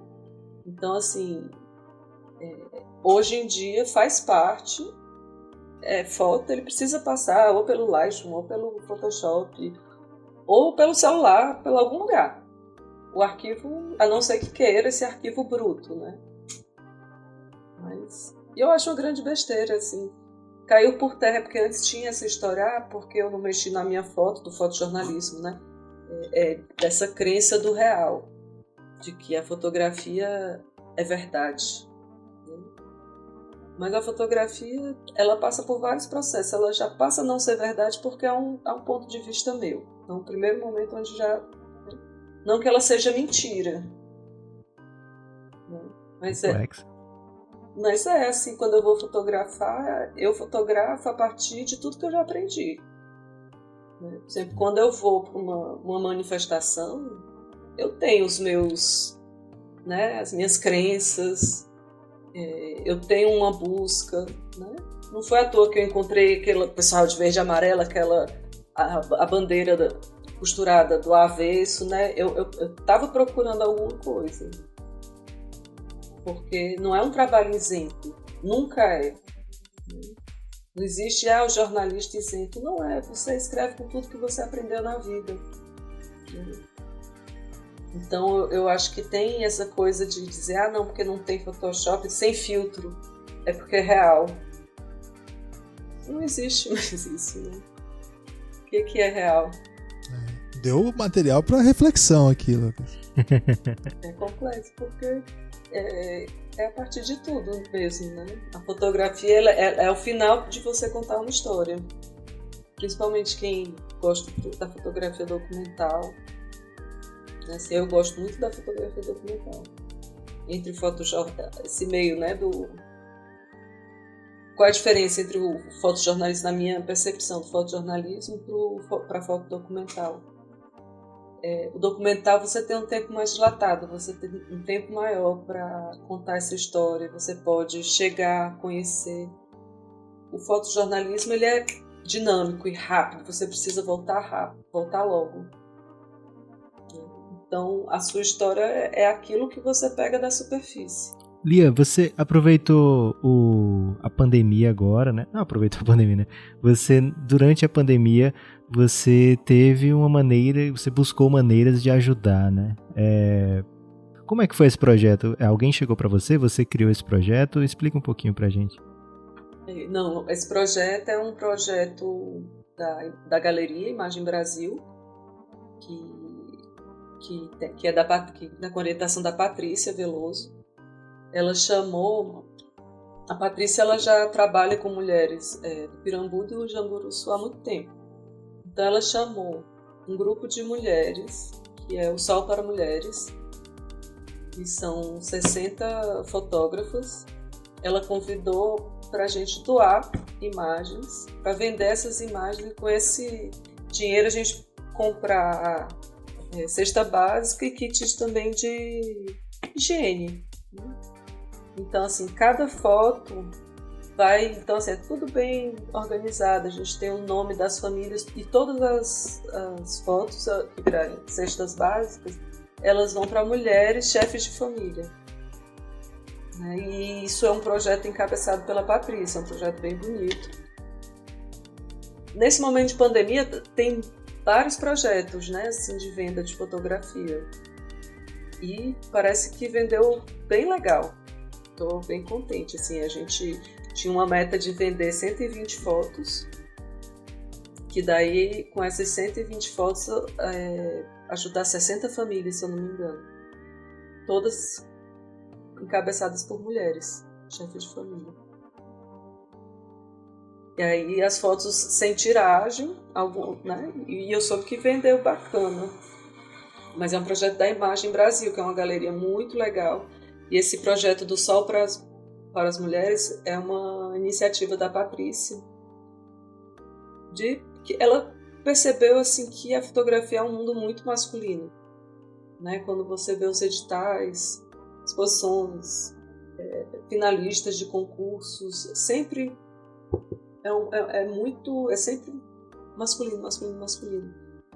E ela resolveu, como é que eu posso dizer, proporcionar um grupo de estudo para mulheres, né? Então, assim, a gente tem cursos, encontros, agora eles são virtuais, mas antes a gente se encontrava pessoalmente. E era muito gostoso, assim, tô doida, não só pelo, né, todo mundo quer que essa pandemia vá-se embora, mas era muito, muito legal, assim, de tentar unir a mulherada, porque eu acho isso, assim, a gente tem que se juntar, dar as mãos mesmo, porque ainda é um mundo muito desigual, ainda é muito masculino, ainda a fotografia ainda é muito masculina. Então, essa é uma forma de chegar chegando. Estudar, na verdade, é um grupo de estudo. Fotografia. E é ótimo, porque daí ela chama professores, sabe? E a gente teve aulas. Alguns a gente é de graça, outras a gente paga um valor. Também tem descontos lá na galeria, então assim, é ótimo. Tem ajudado muito nesse momento da pandemia. Para quem está ouvindo e não é de Fortaleza, também tem a possibilidade de fazer alguma dessas atividades remotas ou não? Agora tem. Porque agora as atividades, né? Esse último curso que a gente teve, que era com o Osmar, um professor daqui maravilhoso, eu vi que era pelo Zoom, né? Eu vi que tinha uma pessoa de Brasília, uma de São Paulo e uma de Portugal. Temos público português, Guilherme, agora. Então, convite a todos os portugueses para participar. Vai ter um agora, inclusive, que eu acho que é de fotografia analógica. Lá. Não sei como é que vai ser um curso de fotografia analógica online. Se envolver matemática, o Guilherme tá fora. Imagem, galeria... Imagem Brasil. Imagem Brasil. Então procurem aí, que vale a pena. Quando que vai ser esse curso ali? Eu nem sei dizer, mas eu te passo aqui. Inclusive lá é um lugar que movimenta muito a fotografia do Ceará, sabe? Aí, Lucas, é só a oportunidade de aprender a tirar foto, porque o Lucas é terrível. Aliás, quem muito abriu a porta também foi a Patrícia. Assim, por exemplo, eu já participei de livro, era projeto da galeria, era projeto dela. Inclusive, foi uma foto minha que foi capa, fiquei super feliz. E foi o melhor trabalho. Pronto, outro trabalho maravilhoso. Foi para um livro daqui, Viva Fortaleza, Viva Ceará, alguma coisa assim. Não lembro, eu tenho que olhar lá o nome. Que eles me deram um carro e a região do Jaguaribe falou, vai. E eu, viajando, eu lembro que eu entrei num lugar assim e dirigi um lugar lindo e parava o pessoal para conversar. Aí eu falei, você é filha de quem, minha filha? Eu não sou filha de ninguém, não. Você é sobrinha de quem? E o que você tá fazendo aqui? Tô só passeando. Aí ficava rodando de carro e fotografando, procurando pauta. É realmente uma arte, né? A Patrícia é massa. Uma fotografia apaixonante. Lia, então eu vou fazer uma pergunta bem simples, né? Qual é a diferença de uma foto arte para uma foto registro? E... Não é simples, não. Você quer terminar com pergunta? Mas assim, o que eu devo buscar? Eu, leigo, né? eu vou tirar uma foto, sei lá, das minhas filhas, que eu quero que essas fotos mereçam um lugar de honra nos meus porta-retratos. O que uma pessoa deve buscar numa foto? Porque fica tão diferente as fotos que eu tiro das fotos que você tira ali aqui. Não sei o que acontece. Talvez seja equipamento. Será, né? Tem também o equipamento. Aquela mas pecinha que fica atrás. Né? Equipamento não é tudo, mas ajuda.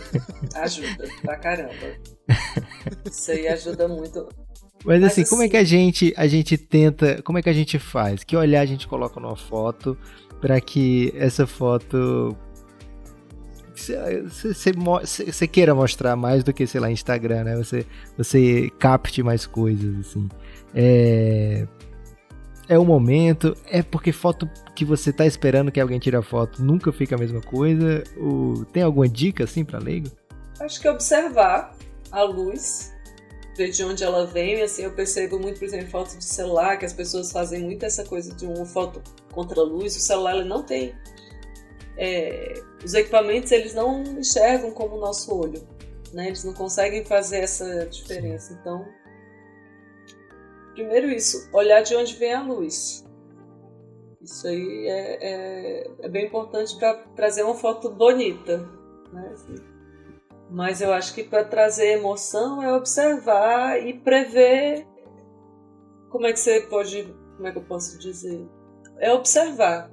Prestar muita atenção nas pessoas, nos gestos, porque você começa a meio que prever o que vai acontecer. Não é prever o que vai acontecer, mas antever o que vai acontecer, sabe assim? Tipo assim, você sabe que a pessoa vai passar ali tem uma luz bonita, sei lá, tua filha tá ali andando na bicicletinha e ela tá linda ali, super fofinha, e tem um facho de luz no meio da sala.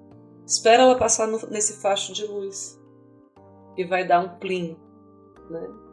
Então eu acho que é isso, assim, e observar. Eu acho que a fotografia, eu tenho muito isso, assim, de como eu sou muito, apesar de eu sou muito faladeira, tagarela, mas eu também sou muito tímida, então assim, eu sou do tipo que eu entro num canto, eu fico em lugares que eu não estou à vontade, por exemplo, eu fico nos cantinhos, né? Eu observo muitas pessoas, então eu acho que é isso, ver... qual é o ângulo que a pessoa fica bonita também, porque eu acho que tem isso, assim, tem gente que fica linda, tem gente que é maravilhosa, mas o ângulo dela é de lado, não é de cima, entendeu? É você ver, observar a pessoa e ver como é que ela fica mais bonita, tentar sempre trazer o lado mais bonito. E como é que essa pessoa quer ser retratada, como que você gostaria de ser retratada, né? Eu acho assim, você quer ser lembrado com a cara torta, assim, toda... Não. Você quer estar... Por exemplo, lá no Senado tinha um negócio, não podia fotografar de cima do plenário, porque não pode fotografar as carecas. O Lucas, essa aí já ficou prejudicado. Já. Não, já tem uma dica a mais agora, Guilherme, pra mim, vou usar atentamente. E aí tem tudo, né? As ilusões que você dá. Você quer uma pessoa grande, você fotografa de baixo para cima, né? Poderosa, de baixo para cima. Mas ela também vai ficar mais... Tem ângulos. Publicidade é só ângulo.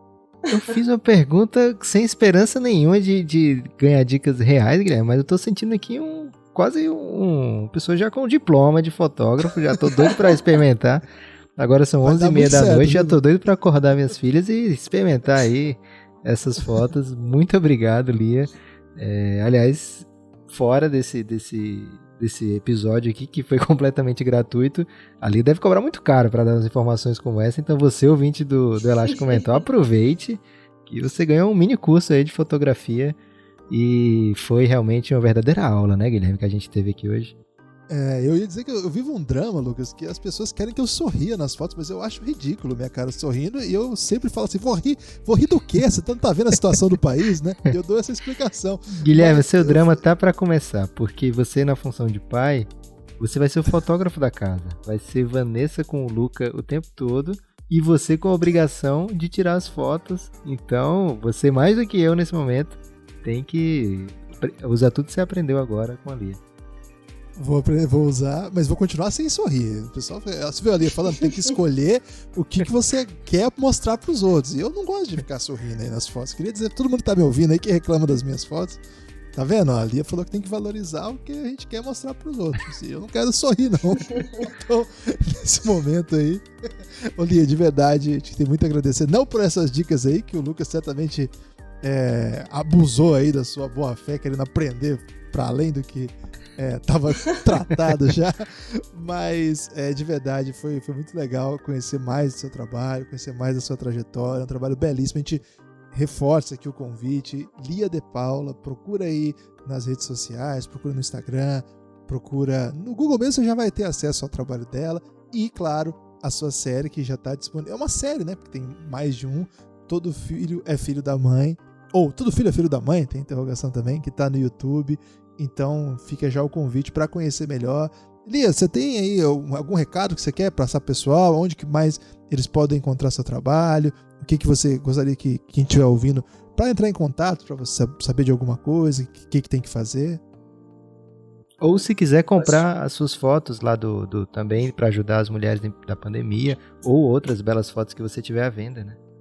Esse das mulheres acabou ontem. A gente encerrou ontem para poder imprimir, entregar. Né? Acho que o melhor lugar é o Instagram, né? Todo Filho é Filho da Mãe. Tem o Relicário de Memória também. E tem o meu pessoal, que é o Lia Liloca. Ele é fechado, assim, mas eu vou abrindo para alguns. É mais porque eu boto muita coisa pessoal mesmo. Só isso. E eu queria agradecer, adorei conhecer vocês. Foi muito divertido. Você que tá ouvindo aí, já editado, você não tem noção do que a Lia sofreu, porque os meus 2 computadores deram problema hoje aqui, e no momento eu tô com a cara travada num ângulo que valoriza a minha careca, que é contra as regras do Senado, mas nada posso fazer nesse momento. A Lia tá tendo que encarar a minha careca. Tá brilhante ainda, a luz tá deixou mais, tá maravilhoso aqui.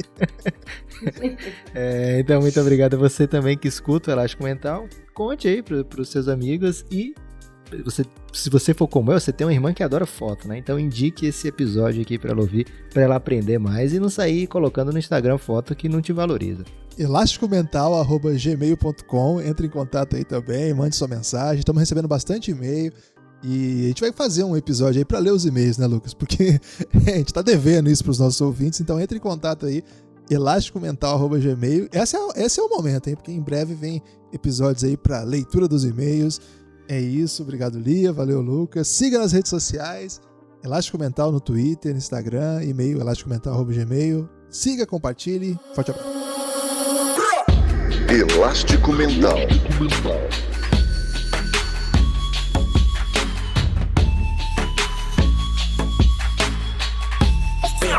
Elástico Mental.